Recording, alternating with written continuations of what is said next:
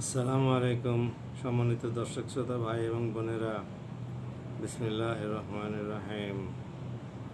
ভারতের নবনির্বাচিত হাই কমিশনারকে মন্ত্রীর পদমর্যাদায় উন্নীত করা হয়েছে।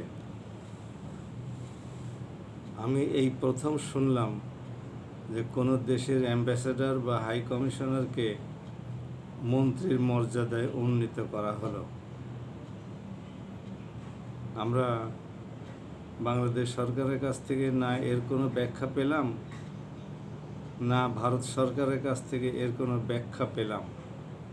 আপনাদের জানা থাকলে জানাবেন আমাদের কমেন্ট বক্সে যে পৃথিবীর আর কোন দেশের অ্যাম্বাসেডর বা হাই কমিশনারকে মন্ত্রীর মর্যাদা দেওয়া হয়েছে। আমাদের দেশে তো আমেরিকা, রাশিয়া, চীন, অস্ট্রেলিয়া, ব্রিটেন, সৌদি আরব, জাপান এরকম উন্নত উন্নয়নশীল বড় ছোট শক্তিশালী দুর্বল সব দেশেরই রাষ্ট্রদূত আছে, অ্যাম্বাসেডর বা হাই কমিশনার আছে। কানাডার মতো বড় দেশের হাই কমিশনার আছে।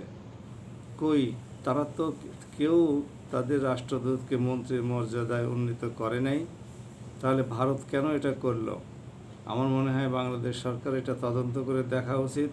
ভারত সরকারের কাছে এর জন্যে নম্র ভাষাই হোক ব্যাখ্যা চাওয়া উচিত যে এই নজির আপনারা স্থাপন করলেন কেন। একটা আমাদেরকে যুক্তি দেন। আমাদের দেশবাসী আমাদের কাছ থেকে জানতে চায়। এ ব্যাপারে সংসদেও আলোচনা করা যেতে পারে। সংসদের এমপিরা এ ব্যাপারে সরকারকে প্রশ্ন করতে পারেন। নাকি স্বরাষ্ট্রমন্ত্রী বলে দিবেন যে তার স্লিপ অফ টাং হয়ে গেছে এটা।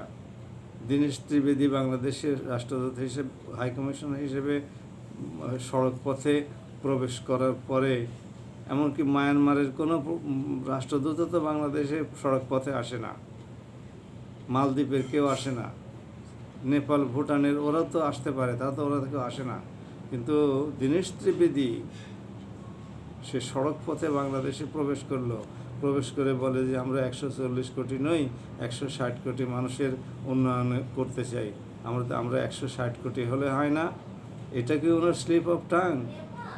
যে প্রশ্নের জবাব ভারতের পররাষ্ট্র মন্ত্রণালয়ের দেওয়ার কথা ছিল, সেই প্রশ্নের জবাব যদি আমাদের দেশের পররাষ্ট্র মন্ত্রণালয় দিয়ে দেন, তাহলে পরে বিষয়টা কেমন দাঁড়ায়?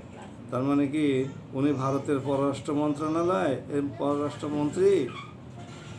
চৈতালি চক্রবর্তী বলল যে আমরা হিন্দু রাষ্ট্র বানাবো বাংলাদেশের মধ্যে, এটা নাকি তার স্লিপ অফ টাং।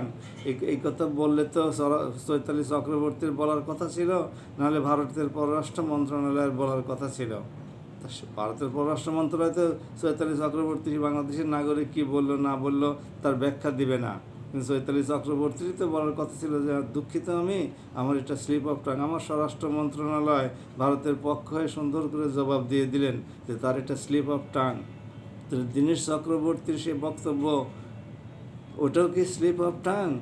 তাহলে একসময় ভারত যদি বাংলাদেশ দখল করে বসে, বাংলাদেশে আক্রমণ চালায়, তাহলে ওটা কি বলবে যে স্লিপ অফ ওয়ার্ক? আমরা জানি না। আশা করি বাংলাদেশ সরকার এই বিষয়ে কথা বলবেন। সবাই ভালো থাকুন। আসসালামু আলাইকুম ওয়া রাহমাতুল্লাহ।